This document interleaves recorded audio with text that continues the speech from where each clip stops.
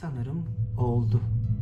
O kadar uzun zaman olmuş ki video çekmeyi unutmuşum. Ne yapacağımı karar veremedim, ışığı seçemedim. Ne söyleyeceğimi planlayamadım. Yani yaklaşık 8 ay boyunca size 100 civarı YouTube'da içerik ürettim. Latin Amerika'yı, Orta Amerika'yı perişan halde gezdik.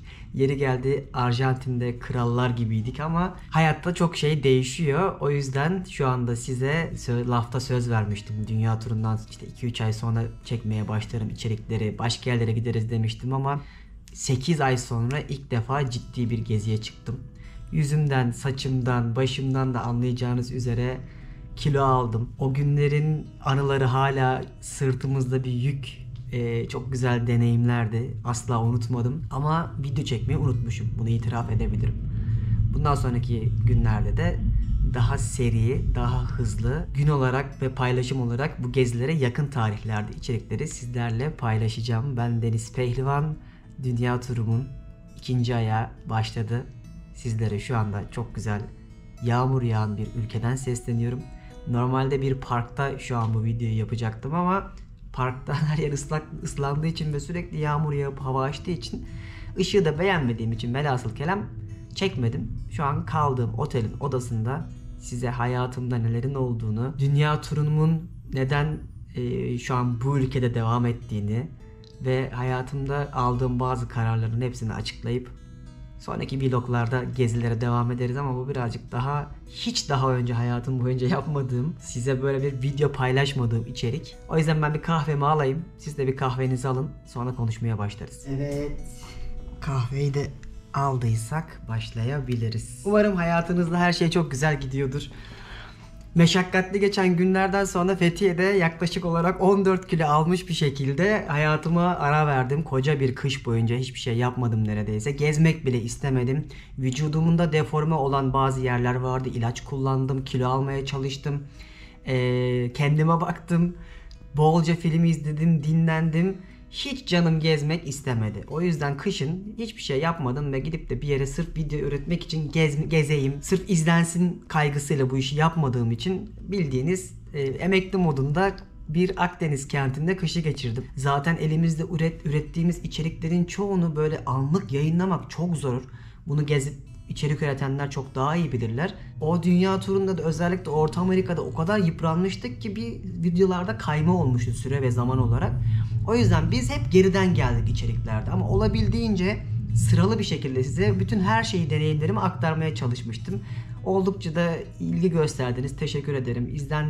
İzlenmesinden çok saygılı bir şekilde yapılan yorumlar ve bu işi yaptığımızda değer veren katkılarınızdan dolayı sizlere de ben ayrıca teşekkür etmek istiyorum. Çünkü bu sosyal medya mecrasında ben izlenmeden çok birbirimize etkileşim halinde olabileceğimiz ve saygı duyabileceğimiz bir platformun olmasını tercih ediyorum. Ve YouTube'da bence biz bir sinerji olarak hep birlikte bunu sağlamış bulunmaktayız. Ne oldu hayatta?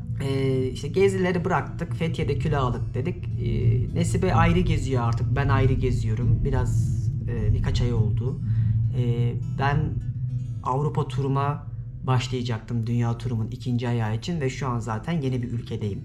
Bir sonraki videoda göreceksiniz. Gerçi Instagram'a takip edenler buradan bakarsınız çoktan biliyor olacak. Orası daha hızlı paylaşım yeri olduğu için orada da çok paylaşım yapıyorum anlık olarak.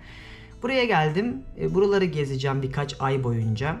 Akabinde daha önceden gittiğim ama böyle boş gezdiğimi düşündüğüm yerlere de gitmek istiyorum. Yani mesela Avusturya'ya gittim ama gerçekten Avusturya'yı gezmedim. İsviçre'ye gittim ama İsviçre'yi anlamadan elimde bir telefon, işte daha kafa dağıtmadan 2-3 günde hızlı geçmeye çalıştım.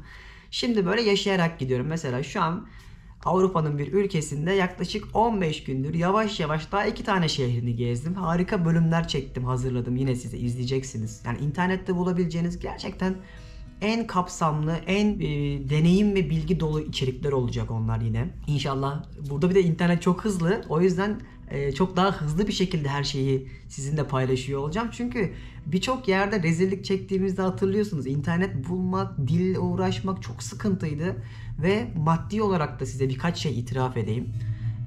Ben Türkiye'den ayrılırken dünya turuna çıktık. İşte yaklaşık 8 ay gezdik ya. Ben giderken makarna 2 TL'ydi. Ben döndüm 12 TL olmuş.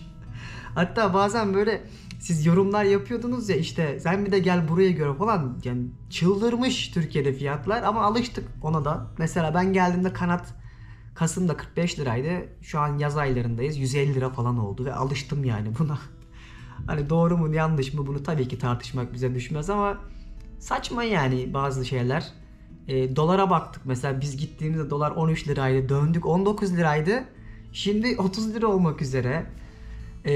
Ama aynı zamanda Instagram'da paylaştım ben o videoları, daha çok bakarsanız oradan Akdeniz turuna falan çıktım. En ucuz otel 5000 TL mesela. Yani böyle tatil köyüne giderseniz bir haftalık tatil köyleri 100 bin liraya falan patlıyor. Benim ama şu an geldiğim ülkede de mesela çok güzel bir, görüyorsunuz arka tarafta bir evde kalıyorum ve hani dağınıklık varsa kusura bakmayın. Işığı bu şekilde ayarlayabildiğim için toparlamaya çalıştım birazcık. Buraya ben 60 dolar veriyorum sadece ve şu an çok iyi bir ülkenin kent, eski yani Old Town'un merkezinde kendime ait bir apartmanda kalıyorum. Yani bana çok uygun geldi Türkiye'deki fiyatları gördükten sonra. Ama mesela hatırlarsınız Orta Amerika'da işte Nikaragua, Costa Rica, Honduras'ı gezerken de bir hamburgere 40 dolar veriyorduk.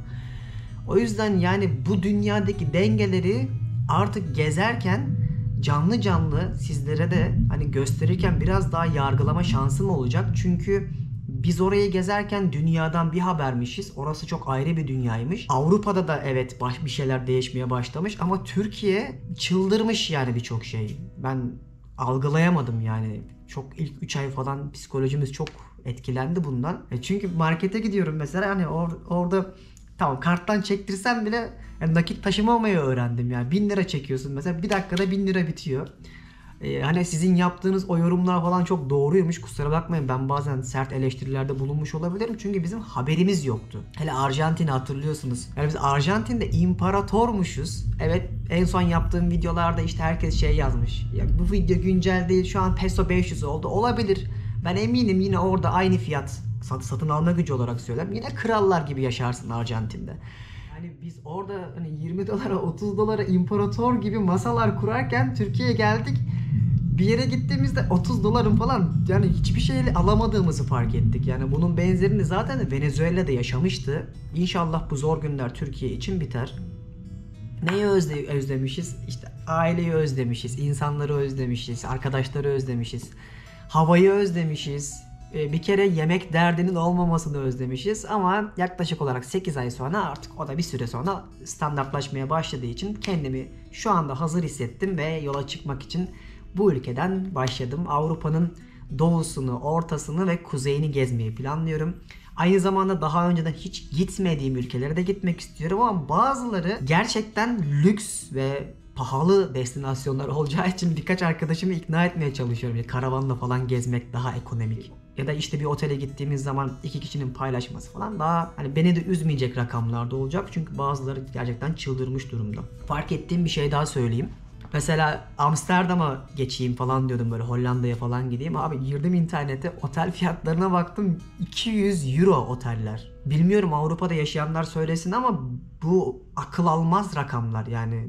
Keza Barcelona'da falan da mesela 120-150 Euro'dan aşağı otel yok. Yani burada da biraz şaşırıyorum ama benim bulunduğum ülkede şu an gayet Türkiye'ye nazaran söylüyorum, fiyatlar çok uygun. Bundan sonra ne yapacağımla ilgili hiç fikrim yok. Ben tek başıma yine birçok ülkede gezdiğim gibi sırtıma çantamı, şurada da çantam arka taraftaki kanepenin üstünde alacağım. Daha sakin, daha bilinçli, daha herhalde olgun bir şekilde gezmeye başladım. Eski çocukluk birazcık daha geçiyor mu bilmiyorum. Ya da bu ülkelerden dolayı öyle. Yani mesela Asya'ya gitsem biraz daha fırlamalıklar var. Sokaklarda iletişim var ama buralarda herkes çok resmi. Çünkü oturmuş bir düzen ve standart var. Sonraki videoları göreceksiniz zaten. Ama yani en azından güvenli, pırıl pırıl düzen olan ülkelerdeyim. En azından telefonumu masanın üstüne koyabiliyorum. Gece soyulma derdim yok. Pompalı bir silahlı işte El Salvador'daki gibi adamlar beni restorana götürmek zorunda değil. Hani bunun rahatlığını özlemişim. Ben Avrupa'da 30'dan fazla ülkeye gitmiştim. Daha önce gitmediğim 4-5 ülke falan vardı. Birçok şey mesela özellikle Doğu bloğunda çok şey değişmiş. İşte o Ukrayna-Rusya savaşından sonra fiyatlar burada da çok artmış. Çok ciddi göç dalgası gelmiş.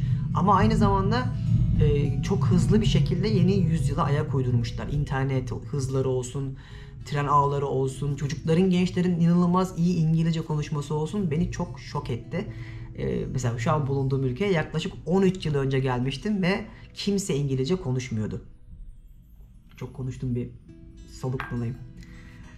Yani heyecanlı bir süreç artık beni bekliyor. Buradan sonra ne yapacağımla ilgili hiçbir plan yapmadım. Dünya turumu kafamda zaten belli başlı alanlara bölmüştüm. Çünkü her gittiğim yerde tek seferde bir gezi, yani dünyanın etrafını tek seferde 360 derece dönmek istemiyordum. O çok hızlı ve anı yaşamadan biraz daha koştur koştur, birazcık da meşakkatli bir şey olurdu, yolculuk olurdu. Ben böyle daha sakin, işte kıta kıta böleyim. Ondan sonra en sonunda da bütün evlere gitmek istedim. Her yeri görmüş olayım diye bir plan yapmıştım.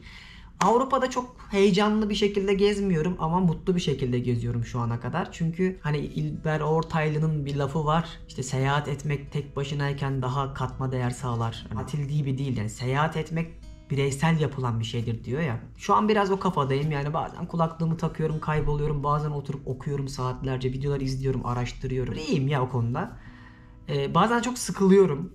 Mesela 13 gündür geziyorum. Mesela 3-4 günde bir buralardaki arkadaşlarımla görüşüyorum. Burada yaşayan arkadaşlarım var. Hani insan konuşmak da istiyor. Ama mesela bu coğrafyayı gezerken çok heyecanlanmıyorum. Beni asıl yine heyecanlandıracak destinasyonlar kafamda ve sizin daha önceden bildiğiniz, hani izlediğiniz videolardaki gibi Asya. Ben Asyacıyım, yani hala fikrim değişmedi. Hatta o yüzden özellikle Tayland, Bangladeş, işte Myanmar, Endonezya gibi ülkelere gidip böyle çok uzun gezmeyi planlıyorum. Gidemediğim yerler de var içlerinde çünkü ve eskiden beyaz yakalı çalıştığım için yabancı bir şirkette tatiller sınırlı oluyordu ama şimdi zaman benim olduğu için istediğim yere gidip istediğim kadar kalabiliyorum. Birazcık yayarak, hani böyle yolda yaşayarak bu yeni yüzyılımızın mesleği dijital göçebe olarak yaşamak bana daha keyif veriyor. Ve bu yolculukta Nesibe ile de çok güzel yerler gittik, görmüştük. Dünya turuna kendisine de teşekkür ediyorum. Bence hayatımdaki en güzel yol arkadaşlarımdan bir tanesiydi. O da kendi hesaplarında, sosyal medya bağlantılarında yeni geziler yapıyor. O da inşallah istediği şeyin peşinden koşacaktır zamanla. Benim de bu gezideki en büyük hayallerimden bir tanesi çok böyle sosyal medyada içerik üretmekten ziyade daha böyle anı yaşayıp gittiğim yerleri anlamaya çalışmak.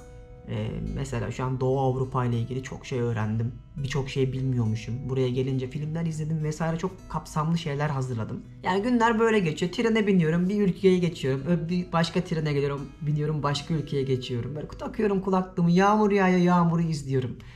Bazen hava açıyor, bu martı gibi işte şeyler var ya, elektrikli bisikletler. Onlara biniyorum, nehirlerin kenarında geziyorum. Çok farklı restoranlarda yemekler yiyorum. Size bir dünya rehber hazırladım. Yani o videolarda çok şey öğreneceksiniz inşallah. Size de çok faydası olacak. Aynı zamanda işte Avrupa'da yaşam şartlarını araştırıyorum. Buradaki arkadaşlarımla röportajlar yapıyorum. Yani bundan sonraki süreci yine verimli ve aklı selim bir şekilde sizlere de aktarmaya çalışacağım. Dediğim gibi hiç yapmadığım bir videoydu bu. Çok YouTube'daki, Instagram'daki kitle farklı olduğu için genelde sizi haberdar edemedim. Instagram'da daha anlık her şeyi anlattım. Orada takip edenler biliyor. O yüzden sizlerle böyle bir video paylaşayım dedim. Bundan sonraki bölümde dünya turumun ikinci ayağının nasıl başladığını zaten sizlerle paylaşıyor olacağım. Umarım o videolarda size de rehber olur. Akabinde inşallah dünyanın herhangi bir yerinde yine tekrardan güzel insanlarla denk geliriz ve hayatımıza renk katan insanlarla, renk katan doğayla, kültürlerle karşılaşırız. Şimdilik benden bu kadar. İnşallah dünya turumun ilk kısmındaki gibi bu ikinci kısmı da heyecanlı ve keyifli, macera dolu geçer ve bu deneyimime sizler de ortak olursunuz. Kendinize Polonya'dan iyi bakın. Sonraki videoda görüşmek üzere. Bay bay.